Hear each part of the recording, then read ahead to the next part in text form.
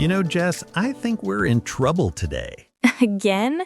What happened this time, Mr. Business Owner? Did you forget to feed Max, or did Gemini start teaching business English to the neighbors again? I wish. No, something much worse. The receptionist downstairs didn't say hello to me today. Wait, seriously? Not even a hi, David? Not even a smile. She said hello to you yesterday, though, didn't she? Of course she did. Maybe she's just tired today, or maybe she's joining my side of the competition, Team Jessica. Oh, no, not this again. I'm telling you, Jess, I'm going to get more hellos from her than you by the end of this month. Please, you've been saying that since summer. You even brought her a coffee once. I was just being friendly. You were bribing her for a hello. Maybe. But hey, it's the thought that counts, right? Yeah, but maybe she's doing a little social experiment on us, seeing which one of us gives up first. You think she's testing our patience? Or maybe she's teaching us a life lesson. Don't chase hellos. Live your life. Deep. Very deep, Miss Protector of the Universe. Thank you, Mr. Luxury Car. I try to bring philosophy into our cold autumn mornings. Speaking of cold, can we talk about how freezing it is today? I almost had to make Max wear a sweater. Oh no, not the famous Labrador fashion show again. Hey, he likes to look classy. We match. Range Rover, leather jacket, Labrador with attitude. Oh, meanwhile, I came here on a bus full of people sneezing and a cat hair stuck on my coat. Real life glamour. That's the difference between us. You save the planet. I just try to save time. And that's why you're always saying, next week I'll start cooking at home, and then you order another burger. Guilty as charged. But I'm planning to do it next week for sure. You've been planning that since summer. I know. Someday I'll do it. It's just not the right moment yet. And that right there, David, is exactly what we're talking about today. What do you mean? My gourmet fast food lifestyle? No, deferred life syndrome. The someday life we keep postponing. I'll start when I have more time. I'll be happy after I get that promotion. I'll cook next week. Oh, wow. So you're saying my cooking plans are actually psychological? Everything about you is psychological, David. But yes, that's the idea. We delay living fully, waiting for the perfect time that never comes. Huh. That's scary. And kind of familiar. I know. We all do it. We save happiness, adventures, or even self-care for later, as if life will finally begin when everything's perfect. So basically, we treat life like a Netflix show we'll watch later. Exactly. And then suddenly it's midnight and you realize you never pressed play.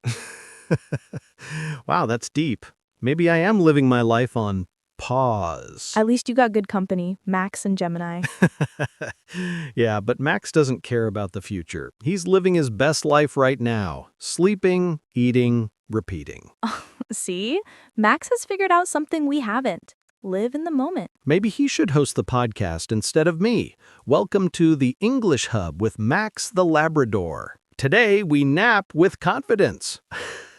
I'd subscribe to that. But for now, let's stay awake and talk about this deferred life syndrome. Agreed. So listeners, grab your tea, your coffee, your cat or your dog, maybe even your Labrador, and get cozy. Because this isn't a boring lecture, it's just two friends chatting about life, habits, and how we can stop waiting for someday. You can listen while cleaning, working, or even getting ready for bed. Just don't wait for the perfect moment to listen, because this moment is the perfect one. Nicely said, Miss Eco Queen. Thank you, Mr. Luxury Car. Ready to press play on a real life? Always. Let's dive in. So, David, let's start with the basics. What exactly is deferred life syndrome? It sounds serious, doesn't it? Like something your doctor would diagnose after hearing you say, I'll start living after I buy a blender. Pretty much. But actually, the term deferred life syndrome, or DLS, comes from psychology and coaching circles. It describes the habit of postponing your real life, your joy, passions, or dreams, until some future condition is met. Right, like, I'll be happy when I get that promotion, or I'll travel when I have more money, or I'll finally relax when things calm down. Exactly. It's that endless someday thinking. People tell themselves they'll start living later, but later never really arrives. Yeah, because when later comes, there's always something else, another goal, another reason to wait. It's like chasing a moving finish line. That's such a good way to put it. It's not about having goals. Goals are healthy. It's about delaying happiness and fulfillment until you reach those goals. Right. There's a big difference between goal setting and deferring your life. Totally. Goal setting is when you plan something you want and take steps toward it, but you still live and enjoy the process along the way. And DLS is when you think, I can't enjoy my life until I reach that goal. You kind of hold your happiness hostage. Yes, happiness is currently unavailable. Please try again after your next achievement. That's me waiting to cook healthy food. Joy will resume after David finally buys kale. That's the perfect example. But seriously, DLS often happens because we're taught that success equals happiness. Right. It's like society says, work hard now, enjoy later. But later becomes this magical land that nobody ever visits. Exactly. And what's sad is that some people spend years, sometimes decades, preparing for their real life that never actually starts. I know people like that. They keep saying, I'll start traveling when I retire, or I'll be creative when I have more free time. But by the time they get there, they're too tired or the opportunity's gone. Yeah, it's like putting your life in storage. You pay the rent, but you never unpack the boxes. That's brilliant, Jess. So DLS is basically when you trade the present for a hypothetical future. Exactly. And what's ironic is that the perfect moment never actually comes because life keeps moving and new challenges appear. So the real difference is mindset. A goal-oriented person lives during the journey, while someone with deferred life syndrome lives for the destination. Yes, and sometimes they don't even enjoy the destination once they get there because they've trained themselves to postpone satisfaction. Wow, that's deep. It's like they forget how to feel happy in the moment. Exactly. It becomes a habit, always thinking life will be better after this one thing. So, in short, deferred life syndrome is when you keep pressing pause on life, thinking you'll press play later, but spoiler alert, you never do. Perfect summary, David. And I think a lot of us have a little bit of DLS, even if we don't realize it. Yeah, especially people who love planning and organizing. They think they're being productive, but they might just be avoiding living. That's right. It's not about giving up goals. It's about remembering that life happens now, not in some imaginary perfect future. So, basically, deferred life syndrome is the art of waiting for tomorrow while missing today. Exactly. And the good news? Once you recognize it, you can start changing it. All right, that's a relief, because if living later is a syndrome, I think I need treatment ASAP. Don't worry, Dr. Jess is on duty today. We'll fix that in the next part. Thank you, doctor. But seriously, Jess, the more I think about deferred life syndrome, the more I realize it's everywhere. It's like the invisible roommate we all have, always whispering, not yet, wait a little longer. Exactly. It sneaks into your daily habits.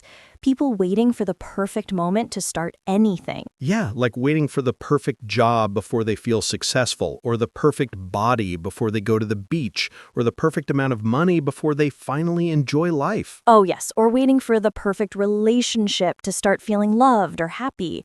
As if you can't enjoy life until someone else shows up with a bouquet and says, okay, it's time now. Right. Or people who buy new clothes but never wear them because they're saving them for a special occasion. Oh, I know a few of those. They have a special drawer full of things too precious to touch. Exactly. It's like, I'll wear that when life finally becomes fancy. Meanwhile, it just gathers dust. That reminds me, remember Kevin McAllister from Home Alone? Oh, the little guy who turned his house into a booby-trapped fortress? That's the one.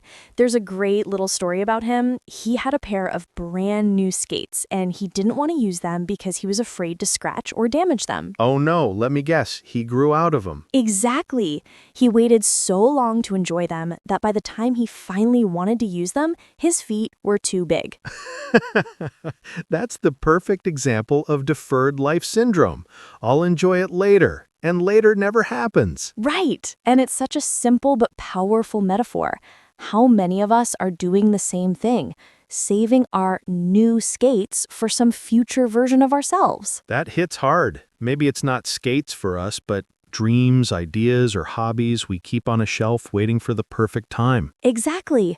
People say things like, I'll start painting when I retire, or I'll learn guitar when I'm less busy. Or, I'll travel when I have enough money. And then they finally have the money, but no energy or health to go anywhere.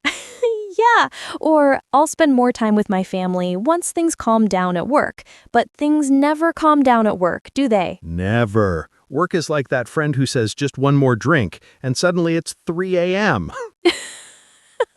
Perfect analogy. Deferred life syndrome makes you believe the future will somehow be calmer, easier, or better, when in reality the conditions never become perfect. Yeah, because life is always a bit messy. There's always something happening. A job change, bills, family, deadlines. Exactly. If you're waiting for the moment when everything is peaceful, you'll be waiting forever. So it manifests in all these little ways. People waiting for someday to be confident, to take that trip, to start their business, to post that video, to fall in love. Wes, it's like putting your happiness on layaway. You pay with your time and energy, but you never pick it up. That's good, Jess. I'm writing that down. Happiness on layaway. Classic. Feel free to quote me. But seriously, it's sad how many dreams expire because of this mindset. Yeah, it's not like people don't want to live. They just keep waiting for permission from life. And life never sends a memo saying now you're allowed to enjoy yourself. You have to decide it's time now. So the skate story is the perfect warning. Don't save your joy for later. Use it before it's too late, before it doesn't fit anymore. Exactly. Whether it's your new skates, your energy, or your dreams, if you wait too long, they might not fit the person you'll become. That's poetic and terrifying. Well, then let's make it hopeful. Start using your skates today. Even if you fall a little, at least you're skating.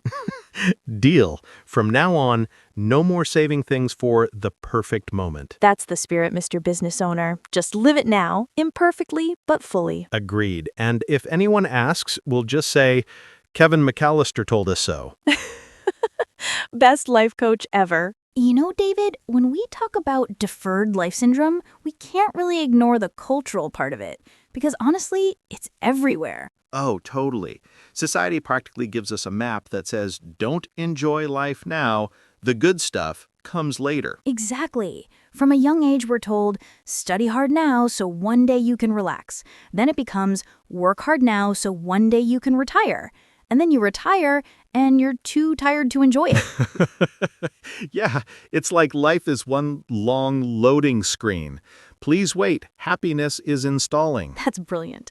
And this idea that joy is something we have to earn is so deeply rooted in our culture. Especially in the Western world. The hustle culture mindset, work, grind, push harder, it's basically a badge of honor. Right. We admire people who are always busy.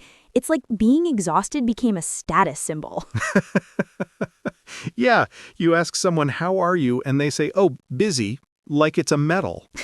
Totally. And underneath that is this belief that our worth comes from productivity, that being busy equals being valuable. Right, which is crazy when you think about it, because it means that if you're not busy, you somehow feel guilty. Exactly. Like if you take a nap on a Sunday afternoon, your brain's like, how dare you? Someone else is working right now. Oh yeah, I know that voice.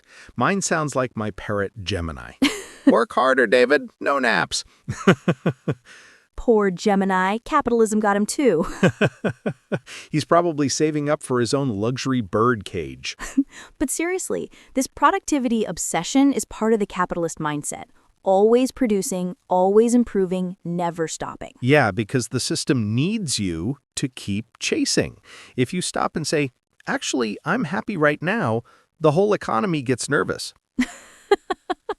Exactly. Happiness doesn't sell as much as dissatisfaction does. If people felt content, who'd buy all those self-improvement courses and planners and miracle morning routines? True. Half of Instagram would collapse. Yep. And social media makes it even worse because now we don't just delay happiness, we compare our delay to everyone else's progress. Oh, yes. The highlight reels. Everyone looks like they're living their best life while you're sitting there thinking, wait, am I doing life wrong? Exactly. We see people posting success stories, vacations, perfect homes, and then think, okay, I just need to work harder, save more, and then I can live like that. Yeah, and the irony is half those perfect photos were probably staged for the camera. Oh, absolutely. Like that influencer who shows her morning routine, all white furniture, smoothie bowl, yoga at sunrise. Meanwhile, her boyfriend's behind the camera screaming, "We're late!" That's the truth behind the filters. But that's the thing. Social media keeps the deferred life syndrome alive. It feeds the idea that happiness lives somewhere else. Right. It tells you, if you just buy this, achieve that, move there, then you'll be living. And the scariest part? We internalize it so deeply that it becomes invisible. We start making choices not for joy, but for the image of success. That's powerful, because when you live for the image, you stop being present. You start performing instead of experiencing. Yeah, like people who can't enjoy a sunset without posting it. Exactly. Sunset? 1 second, let me adjust the angle so everyone knows I'm having a peaceful moment. Guilty. But yeah, I get it. The whole culture trains us to postpone satisfaction, to chase goals endlessly, thinking life is somewhere in the next achievement. Yes, and it starts so early. Even in school, we don't teach kids how to enjoy learning. We teach them to prepare for the next level. Oh yeah, like study hard in high school to get into college, work hard in college to get a good job, work hard at your job to retire early, and then what? Then you finally have time, but no energy, and you realize you missed the entire journey. That's it. Deferred life syndrome isn't just personal, it's cultural. It's the story we've all been told. Yes, the story that says, delay pleasure now for happiness later.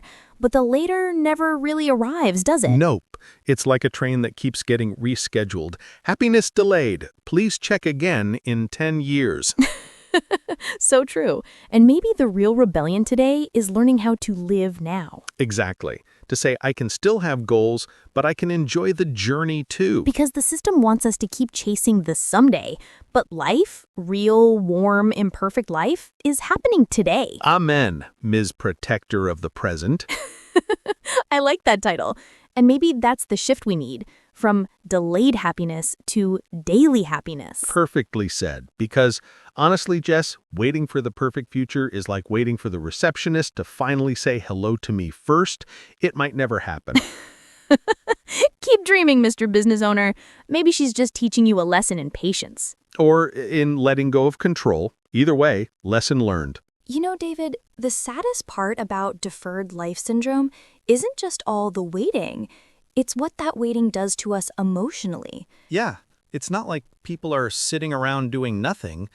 They're working, chasing, pushing, but still feeling empty. Exactly. It's like running a marathon on a treadmill. You're exhausted, you're sweating, but you're still in the same room. Oh, that's painfully accurate. You're like, why am I tired if I haven't gone anywhere? Because you're emotionally burnt out. You keep saying, once I finish this project, I'll rest, but then another project appears. Oh yeah, it's like a never-ending to-do list. You cross one thing off and 3 new ones magically appear, like some kind of productivity hydra. Exactly. And you start believing that this is life, just endless preparation for something that's never actually coming. Yeah, that someday feeling. Someday I'll travel. Someday I'll write my book. Someday I'll have time for myself. But that someday keeps moving. Right. It's like chasing a rainbow. You see it, you walk toward it, but it's always a little further away. Or like waiting for a movie to start and then realizing you've spent your whole life in the trailers. That's brilliant. Life in the trailers, the coming soon version of happiness. Coming soon, The Happy Life. Starring you. Eventually. Exactly. But while we're waiting for that premiere, we start to feel that quiet emptiness. Like something's missing, but we can't say what. Yeah, it's that constant low-level dissatisfaction. You're never fully unhappy, but never really content either. It's like living in a loading screen forever. Please wait, joy is buffering. Mine's probably stuck at 99%. Mine too. But that feeling, that almost happy state, it's actually really draining because you always feel behind your own life. Yeah, and burnout sneaks in quietly. You don't even notice it. You think you're just tired, but it's not physical. It's emotional exhaustion. Exactly. You lose enthusiasm. You stop enjoying things that once made you happy. Like, I remember when I first started my business, I was so excited, full of energy. But after a while, I realized I wasn't even enjoying the success anymore. I was just chasing the next level. Oh, I know that feeling. When you finally reach something you've wanted for years, and instead of celebrating, your brain goes, okay, what's next? It's like your happiness app doesn't have a save progress button. Perfect metaphor. And because of that, you never really feel arrived. You just keep running on this emotional treadmill, thinking you'll stop after the next goal. But then you don't, because stopping feels wrong, like you're falling behind. Right, because our culture has taught us that resting equals failure. If you're not moving, you're losing. Yeah, and the irony is people who live like that end up missing the actual moments that make life worth living. Dinners with friends, silly talks, spontaneous laughter. Exactly. You tell yourself, I'll enjoy life later, but later never comes. It's like waiting for a perfect weekend that never arrives. Every Friday you promise yourself you'll rest, but then you spend the weekend planning next week. Oh, that's me during grading season. I literally tell my cat, okay, next week we'll rest. And he just stares at me like, sure, lady, you said that last month. Mine does the same. He looks at me like, bro, when's that walk you keep promising? See, even their pets know about deferred life syndrome. Yeah, they live in the present and we live in the almost. That's such a good way to put it. And emotionally, living in the almost makes us feel like guests in our own lives. Yeah, like we're visiting our life temporarily, waiting for the real one to start. And that constant waiting creates anxiety because you feel like time is running out, but you still haven't arrived. Yeah, you start thinking, I should have been further by now. That's one of the most painful sentences people tell themselves. Oh yes, the should have trap. It's emotional poison because it turns every present moment into a disappointment. Yeah, it's like your brain keeps showing you a slideshow of what could have been. And silently, while you're watching that slideshow, life is passing by. That's the emotional cost. The moments you don't live. Exactly. The joy you don't feel, the people you don't connect with, the experiences you keep postponing for a future that might never come. You know, Jess, it's kind of scary how normal this has become. Everyone's waiting for someday. But nobody asks, what if someday never arrives? Yes, because it doesn't. And this, not the way we imagine it. Someday isn't a date on the calendar, it's a mindset. That's deep. And honestly, I think if people realized how much emotional energy they lose waiting, they'd start living right now. Exactly. Because the real loss isn't missing the perfect moment, it's missing your life while waiting for it. Yeah. Life doesn't refund you for unused joy. Ooh, that's a quote. No refunds for unused joy. We should print that on mugs. Let's do it. The English Hub merchandise line. Perfect. But really, if you're listening to this right now thinking, yeah, I'm waiting for something before I start living, maybe this is your sign. Yeah. Your someday is already here. You just have to notice it. Exactly, because life isn't what's coming, it's what's happening. Beautifully said, Jess. Thank you, Mr. Miller. And hopefully our listeners will close this episode not just inspired, but ready to stop waiting and start living. That sounds good. And Jess, there's something we should clarify before everyone listening quits their job, buys a camper van, and starts living in the moment. Oh, yes.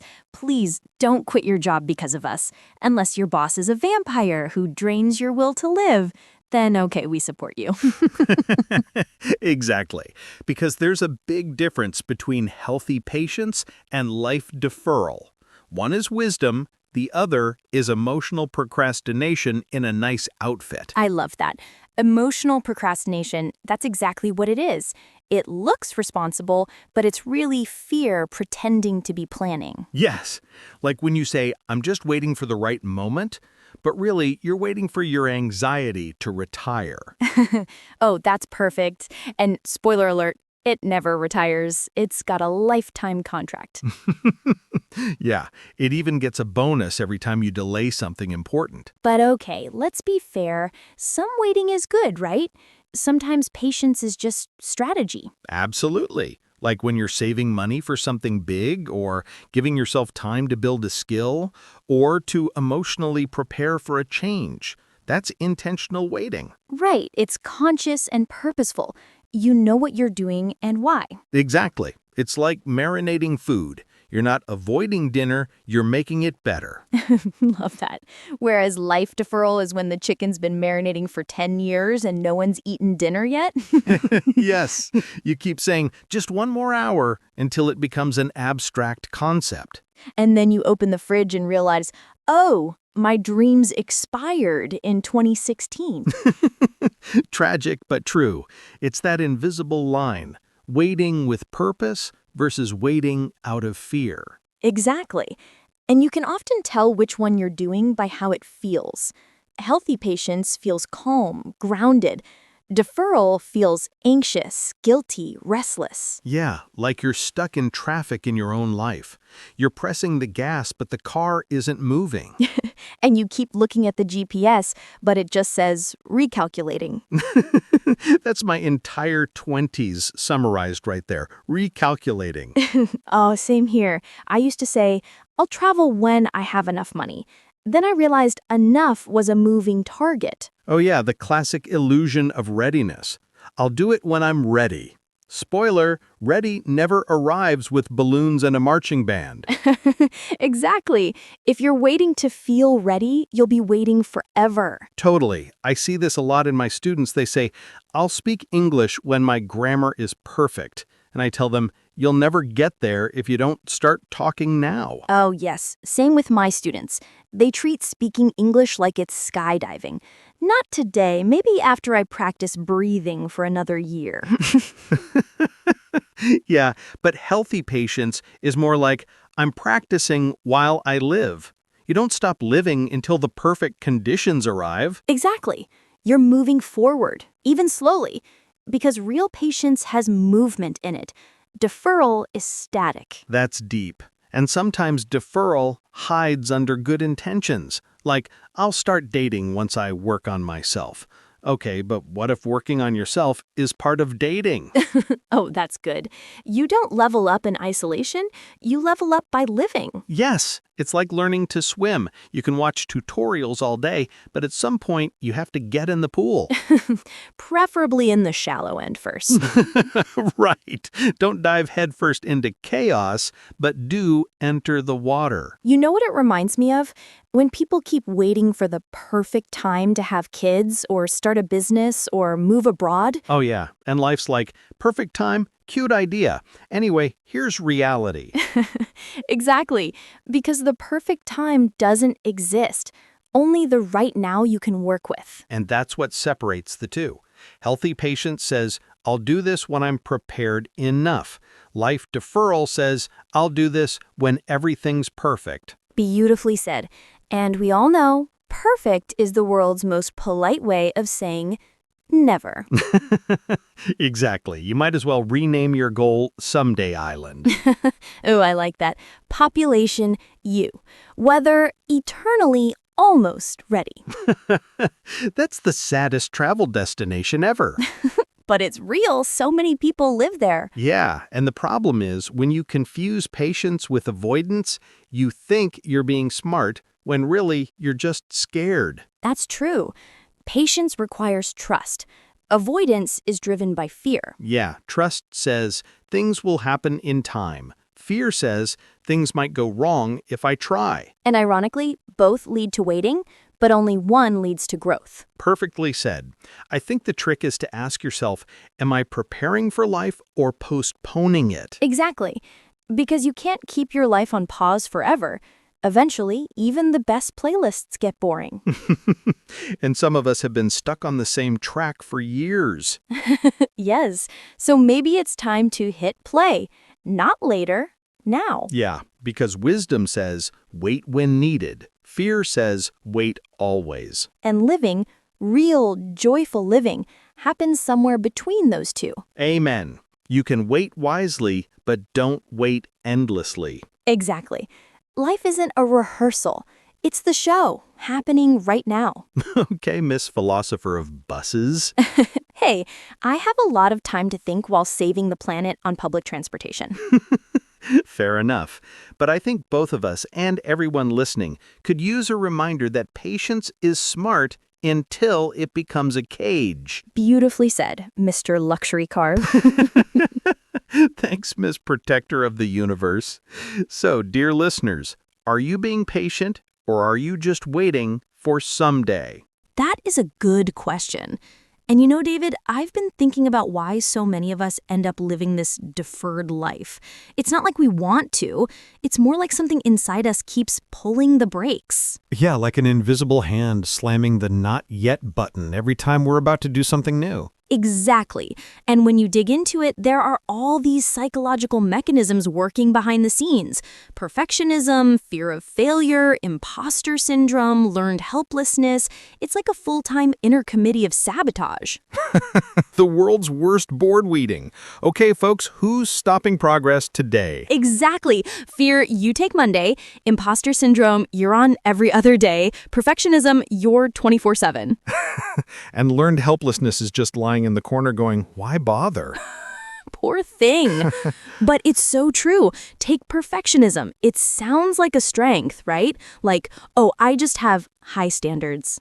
Yeah, but it's actually fear wearing a tuxedo. Yes! I'm not scared. I'm just polishing the same paragraph for the 15th time. I've done that. You tell yourself, I'm just making it better, but what you're really saying is, I'm afraid it's not good enough to exist. Exactly. It's like you're building a rocket to avoid taking a walk.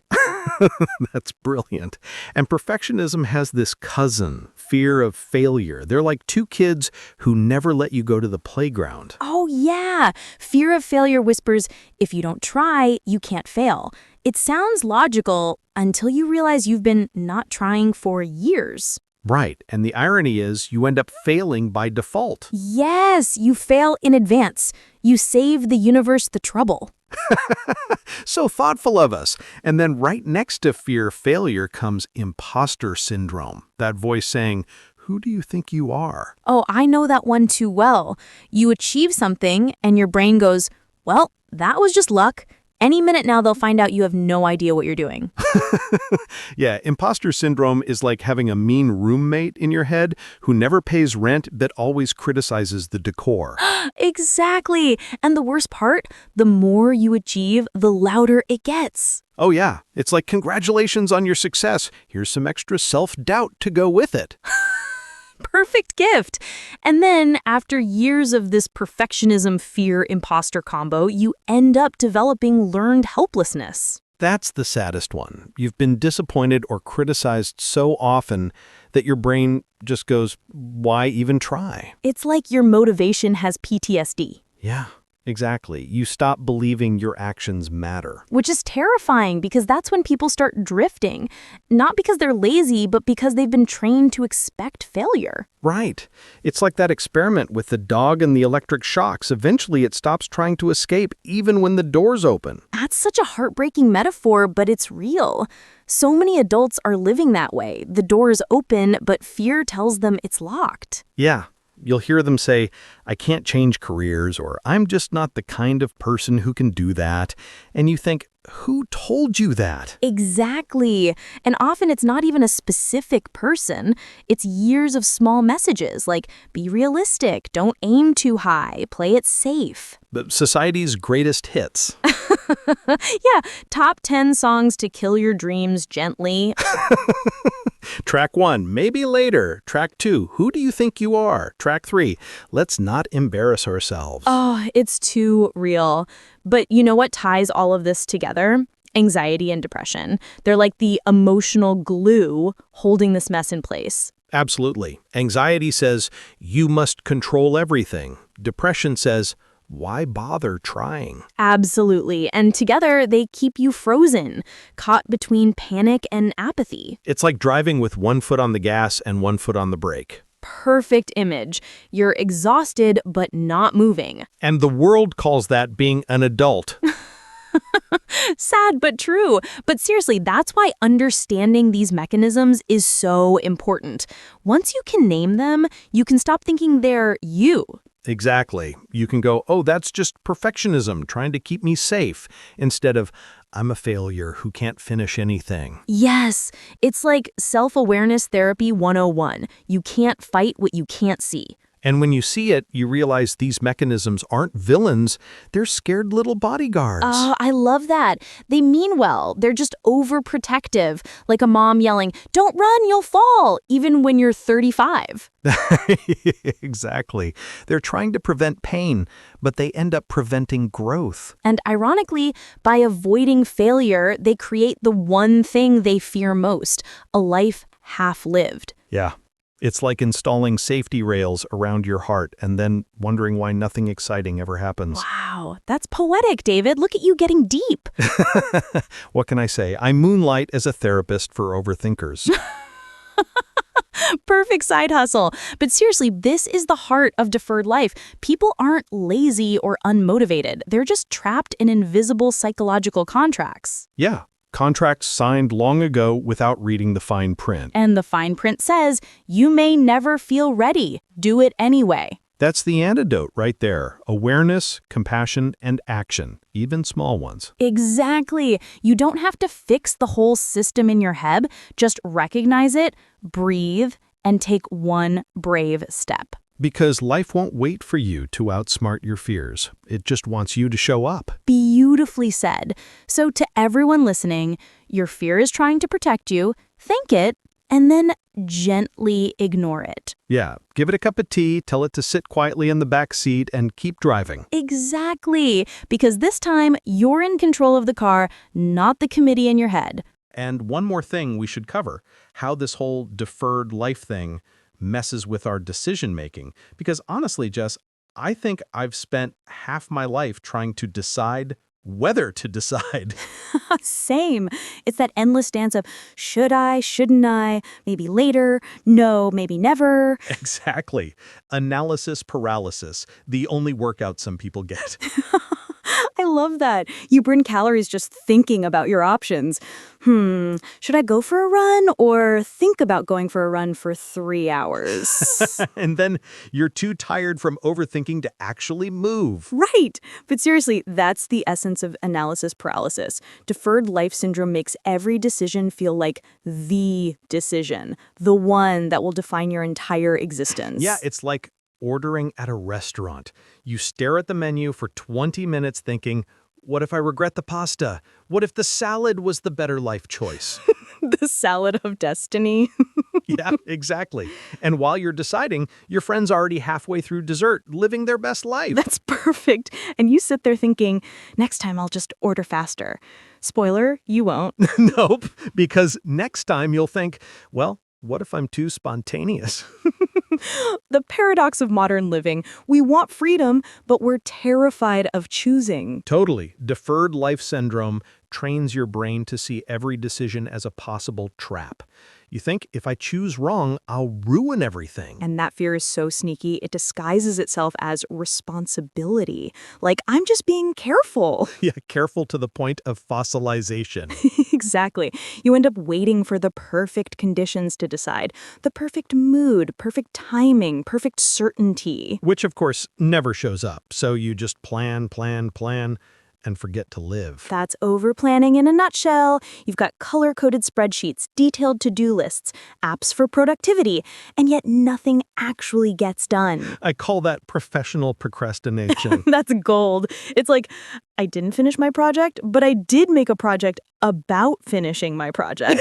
Exactly. I once spent 2 hours making a folder system to organize my ideas for a YouTube video. And? Never made the video. Classic deferred life move. You trick yourself into thinking preparation is progress. Right, but it's really progress cosplay. That's perfect phrase. You look busy, you feel productive, but you're still standing in the same spot. And then there's the flip side. Underliving. You don't even try because everything feels too complicated. Oh yeah, you end up living life like a movie trailer. Coming soon, the real me. And it never premieres. Nope, because you're stuck in production forever. I think we've all done that. I used to tell myself, I'll start cooking at home once I get the perfect kitchen setup. New knives, a better stove, maybe a cooking class. And how's that going? Let's just say the delivery guy and I are on a first-name basis. I knew it. But that's the thing. Overthinking decisions becomes this emotional comfort zone. You feel in control while doing nothing risky. Exactly. It's like a psychological illusion. You're not wasting time. You're strategizing. Yes, but life doesn't happen in strategies. It happens in actions. Amen. You can plan 1,000 perfect futures, but if you never take a messy step, you'll just keep collecting imaginary medals. That's so true. And people underestimate how emotional decision-making really is. We think it's logical, but it's often driven by fear. Fear of regret, fear of missing out, fear of looking foolish. Yeah, and that fear whispers, if you don't decide, you can't regret it. Which sounds safe until you realize indecision is a decision. Exactly. You're still choosing. You're just choosing stagnation. And the saddest part is the longer you wait, the scarier it becomes to start. Yeah, like when you put off calling someone for so long that now it's too awkward to call at all. Hey, remember me? It's only been 3 years? Exactly. Deferred decisions have this weird snowball effect.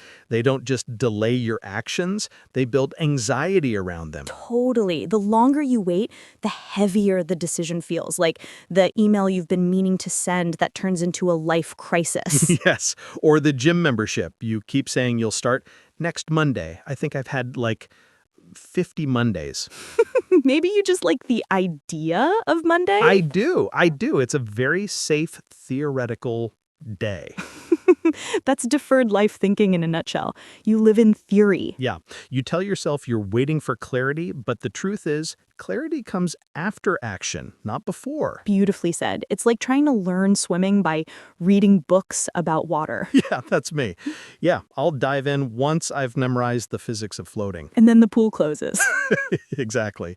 So I guess the moral is less of deciding to decide, more of just decide and adjust later. Yes, because life doesn't reward perfect planning, it rewards participation. Ooh, that's a good line, Jess. You should put that on a mug. Only if you promise to actually order it this time, not just plan to.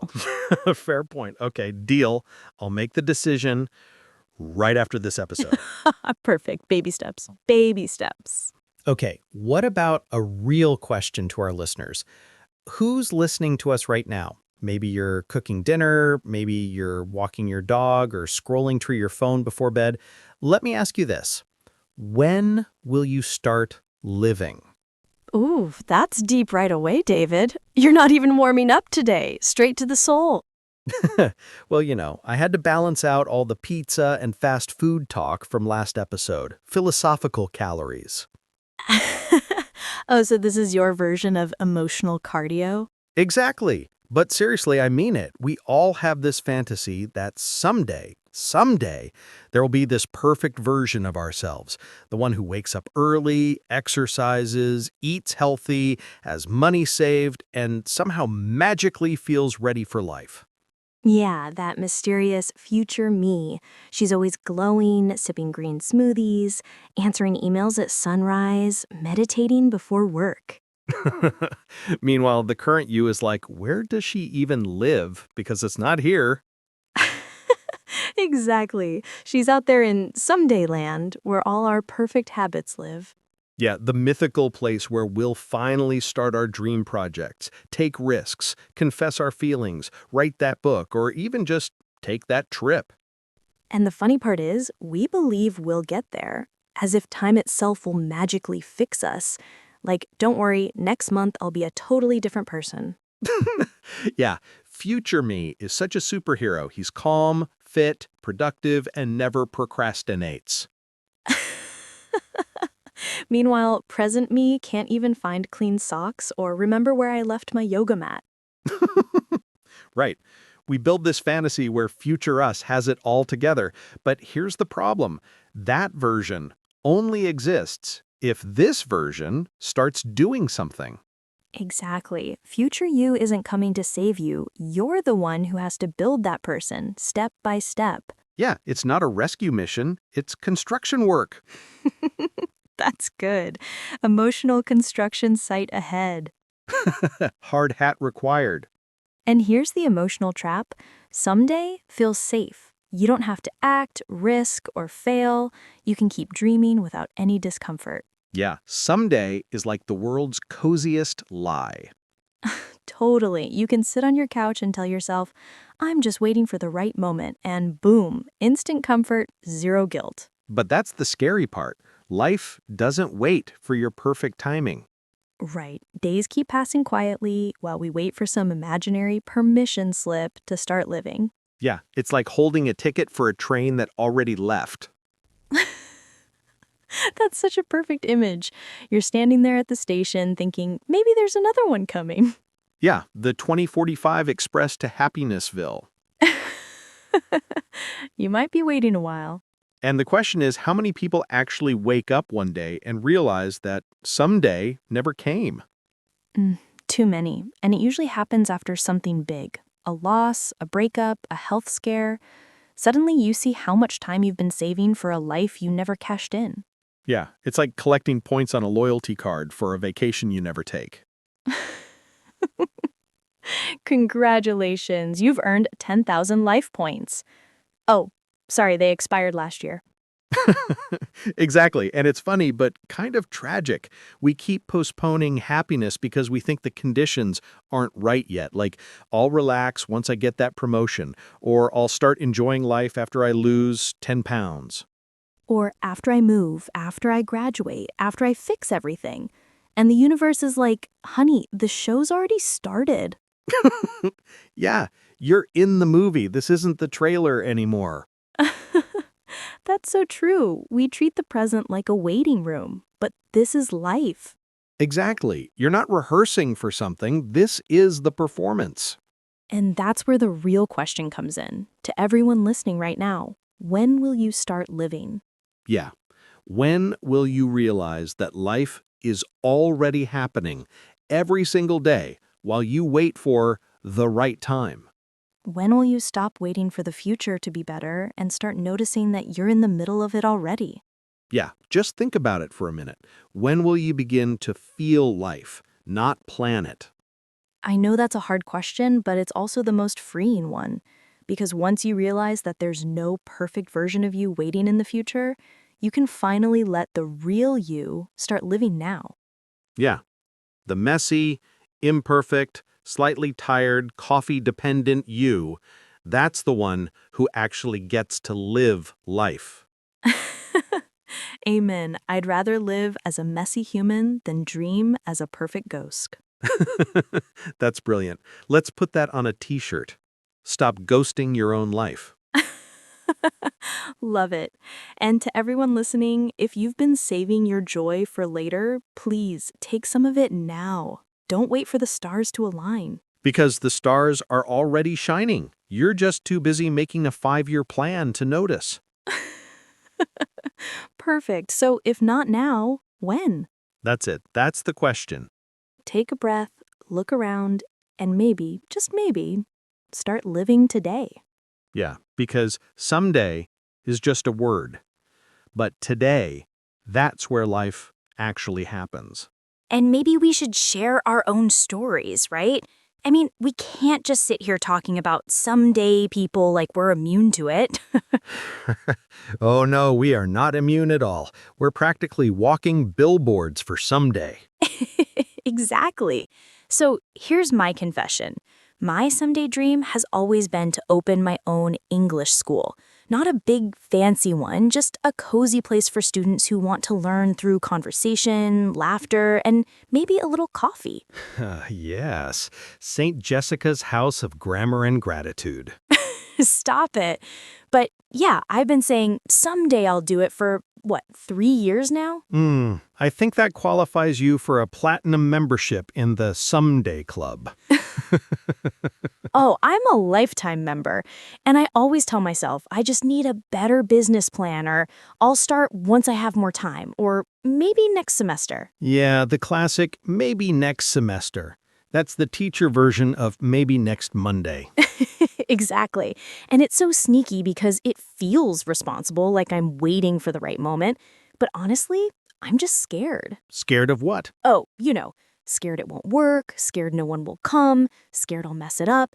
Basically, the usual perfectionist playlist. Yeah, now playing What If I Fail, followed by the hit single Maybe Later. Yes. And what about you, Mr. Luxury Car?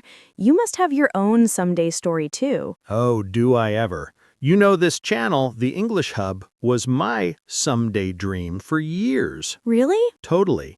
I kept saying, someday I'll start a podcast to make English learning fun. I even bought a microphone 3 years before recording the first episode. It just sat there, judging me, silently. A silent witness to procrastination. Exactly. Every time I looked at it, I thought, not yet. I need a better idea. I need the perfect setup. I need a co-host. And then I showed up. Yes, the missing piece, Saint Jessica of Deadlines. I'll take that title proudly. But seriously, that's the difference between someday and today. You finally started. Imperfectly, maybe, but you started. Yeah, and that's what surprised me most. I realized it didn't have to be perfect to be real. We just hit record, laughed our way through mistakes, and here we are, actually doing it. And the world didn't end. Nope. Max still barked in the background, my parrot tried to join the conversation, and it was still fine. Oh, Gemini, the unofficial third host of the English Hub. Exactly. And you know, that's kind of the lesson. I spent years planning this perfect version of the channel, the one with fancy intros, professional studio, flawless scripts. But that perfectionism was just another form of deferral. Yeah, because perfectionism gives you permission not to start. It's like saying, I'll build the plane after I understand quantum physics. Right. Meanwhile, the rest of the world is flying around in paper airplanes and having a blast. That's so true. And that's what I'm learning from you, actually. You didn't wait to have everything figured out. You just jumped in and figured it out as you went. Yeah. I mean, I still don't feel like it's perfect. Every episode I think, maybe next one will be better. That's growth, not deferral. True. It's the do now, plan better later mindset. Exactly, because there's such a difference between waiting until you're ready and starting while still learning. Right. One of them leads to action. The other leads to regret. Yeah. And honestly, I've been making small steps for my own dream too. I began tutoring a few students online, testing what my school could feel like. That's huge, Jess. You're already doing it. It's like opening the first window before building the whole house. Yeah, it's my beta version. I like that. Jess 1.0, Early Access Edition. Perfect. And that's the point. It doesn't have to be the final version. Life isn't a launch event. It's an ongoing update. Oh, that's gold. Life 2.3, Fixed Minor Bugs. Still procrastinating. Exactly. Still loading, but improving. So I guess our stories prove it's not about being fearless, It's about being willing. Yes, willing to start even if it's messy. And honestly, when you finally take action, something amazing happens. Your someday stops being a fantasy and becomes a process. Yeah, you stop waiting for the perfect time and you start realizing that the doing itself brings the clarity you've been waiting for. It's like trying to learn driving by staring at the car keys. You only figure it out once you're on the road. Just maybe not in your Range Rover, please. Don't worry, Max insists on being my co-pilot anyway. Of course he does. But seriously, to everyone listening, maybe you've got your own someday. A project, a trip, a passion, a dream. Or even something simple like calling that friend, painting that wall, writing that first page. Whatever it is, start. Not perfectly, not someday, now. Because someday is just a nice word for never. And life's too short for that. So here's the difference, friends. Planning is smart. Waiting forever isn't. Exactly. Dream big, plan wisely, but start small today. Yeah, because progress, even imperfect progress, beats the most beautiful plan that never begins. So are we agreeing that done is better than someday? Absolutely. And if that's not perfect, I don't care. That's the spirit. You know, Jess, at some point in every someday story, there's that one moment, that little spark, when a person finally wakes up and says, wait a second, what am I even doing? Oh, yes, the mirror moment. You catch yourself staring into space, holding a spoon, wondering why your cereal tastes like regret. Exactly. Or worse, when you realize your 5-year plan has been quietly celebrating its 10th birthday. That's when you throw it a party. Happy birthday, unrealized dream. You're officially in middle school. That's when you throw it a party. Happy birthday, unrealized dream. You're officially in middle school. Balloons, cake, and a banner that says, still waiting for the right time. But seriously, that's often how the turning point starts. Not with fireworks, but with a quiet, uncomfortable awareness. Yeah. Sometimes it's burnout, that feeling that you've been chasing someday so long that even coffee gives up on you. Oh, been there. You know it's bad when your to-do list starts sighing every time you open it. Or when you start saying things like, I'll rest when things calm down, but things never calm down. Exactly. And eventually your body goes, all right, if you won't slow down, I will. Boom, burnout. For others, it's loss. Losing a job, a relationship, even losing someone close, those moments shake your sense of someday. Right, because suddenly that future version of your life feels fragile, like it might not even exist. Yeah, you start realizing that time isn't a promise, it's a privilege. Yes, and I had that moment once, not super dramatic, but very real. I was working crazy hours on a project I didn't even care about, and one night my friend texted, "We're having a little reunion, come by." And I said, "Can't, too busy." Classic. And then it hit me. I'd said too busy to every good thing that year. Birthdays, weekends, even walks. I was like a ghost haunting my own Google Calendar. The phantom of the overcommitment. Exactly. And that's when I realized my someday life was never going to start unless I made space for it now. That's powerful. For me, the turning point was boredom. Boredom? Yeah, I wasn't miserable. I wasn't burnout. I was just flat. Like my life had good lighting, but no plot. Coming soon, the movie where nothing happens. Starring me sitting at my desk, drinking coffee, scrolling through Pinterest for future plans. Oh, that's so real. One day I thought, wow, is this it? Just waiting for life to get interesting again? That's when I decided I didn't need a crisis to change, just curiosity. That's deep, because boredom can actually be the quiet cousin of burnout. Exactly. It's not loud or dramatic. It's just this gentle nudge saying, hey, you're existing, not living. You know who else had a turning point? Kevin McAllister. You're still on Home Alone, aren't you? Always. That kid realized life's too short to wait. He went from don't touch my skates to defending the house with burglars with paint cans. Talk about personal growth. True. That's the energy we all need. Less waiting for perfect, more pink hands. Right. But seriously, everyone's turning point looks different. For some, it's a crisis. For others, it's a quiet day that feels just like the one before it until it doesn't. Right. It's that moment when you finally feel done with your own excuses. And that's when the someday dream either becomes action or regret. You know what's interesting? Most people expect the turning point to come from the outside. A big event, a wake-up call, but often it's internal. Yeah, like your soul tapping you on the shoulder saying, hey, it's time. And if you ignore that long enough, it stops tapping and starts shouting. Hello? Are you awake? Exactly. But the cool part is, you don't have to wait for burnout, loss, or boredom.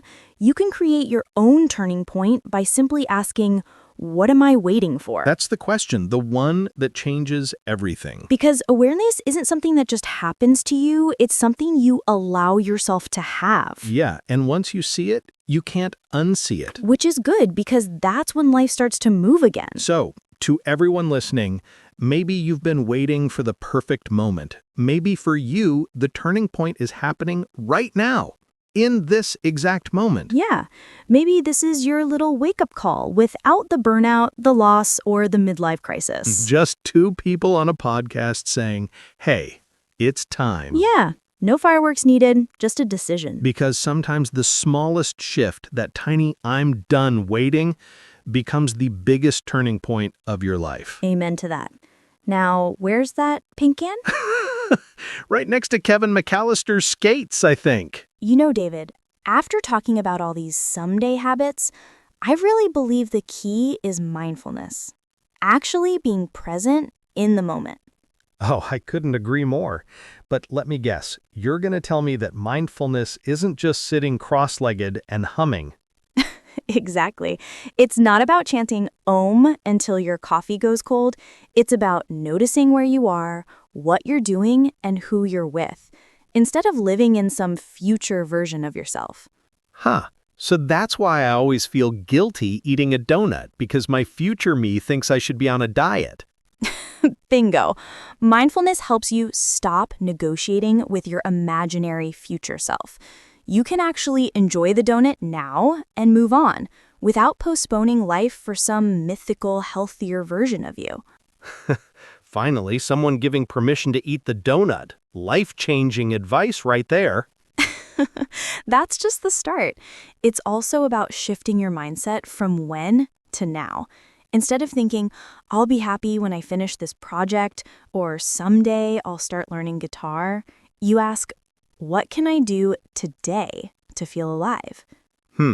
Like taking 5 minutes to actually practice guitar instead of planning my future rock star career? Exactly. Or even something small like journaling, going for a walk, calling a friend, or cooking a new recipe. Little micro actions that reconnect you with today. I like that, and it's less intimidating than thinking you need to climb Mount Everest tomorrow. Yes, success and happiness are processes, not milestones. They're in the tiny things, a meaningful conversation, noticing the sunset, laughing at your own mistakes. Speaking of mistakes, I finally tried cooking that fancy dinner I'd been saving for the perfect day. It was a disaster, but I had so much fun. See, that's living now, even with imperfection. Sometimes good enough is way better than perfect but never started. That's true. And it reminds me, micro-actions help you keep your goals without deferring life, like starting small projects, saying yes to invitations, even taking a different route to work just for fun. Absolutely. And here's a sneaky one. Recognizing your personal deferral patterns. Ask yourself, what am I waiting for to feel okay? Whoa, that's like a mental mirror. You can see all the ways you've been hitting the pause button. Exactly. And writing it down helps. Journal prompts, reflection questions, even a sticky note on your mirror saying, stop waiting start living. I might actually do that. Right after I finish my donut. Of course. And other tools help too. Gratitude exercises, time blocking for joy, self-compassion routines, little things that anchor you in the present. Huh. So life isn't something that starts after we finish everything on our to-do list? Not at all. Life is happening right now, even in the mess, even in the chaos. And the magic happens when you notice it, embrace it, and take small steps. Like today, recording this podcast imperfectly, but it's still happening. Exactly. And that's the message I want everyone to take away. You don't have to wait. Start small, start messy, start now. Amen to that.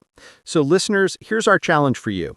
Take one tiny step today. Call that friend, write that paragraph, try that recipe, take a walk. Anything that moves you from someday to today. And while you're at it, subscribe to our channel, like this episode, share it with friends, and tell us in the comments what your first today step is. Because life doesn't begin after your goals. It's happening right now. And the sooner you start noticing it, the sooner you really start living. So go on, grab your donut, start your project, take that walk. Life's waiting for you. And remember, it doesn't have to be perfect, just started. That's the secret. Imperfect action beats perfect planning any day. Exactly. So don't wait for someday. Start today. Life's too short for the perfect moment. The perfect moment is this one.